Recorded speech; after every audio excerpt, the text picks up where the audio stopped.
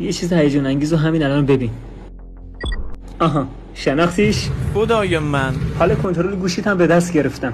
دوربینت فعال و چهرهت هم قابل مشاهده. هیچ چیزی هم روی گوشیت بالا نیومده، نه نوتیفیکیشنی و نه آلارمی. یعنی حالا میتونی دوربین گوشی رو هک کنی بدون اینکه خودم هم بفهمم چه دوربین جلو باشه چه پشتی. حتی میتونیم حالتی رو فعال کنیم که هر چند ثانیه یه بار ازت عکس بگیره، فیلم دریافت کنیم از موبایلت. میتونیم موقعیت مکانیت رو در همین لحظه هر کجا که باشی شناسایی کنیم. اینم از موقعیت دقیق گوشیت که داره میگه مکانت کجاست. خب حالا مختصات رو وارد برنامه میکنیم. نقشه به ما نشون میده که تو دقیقاً تو این مکان هستی. میتونم مکان خوابت و محل زندگی تو بدونم، محل کارت، مکانی که به دیدار خانوادت میری، یا حتی اگه تو تعطیلات باشی. و اگه تو الان خارج از کشور باشی من به راحتی میتونم برم تو خونه‌ت. چیز شگفت انگیزش اینجاست که با وارد کردن کلمه‌ای خاص هر موقع اونو تو هر مکانی که باشی بگی شروع به ضبطش میکنیم. بیا شروع کنیم.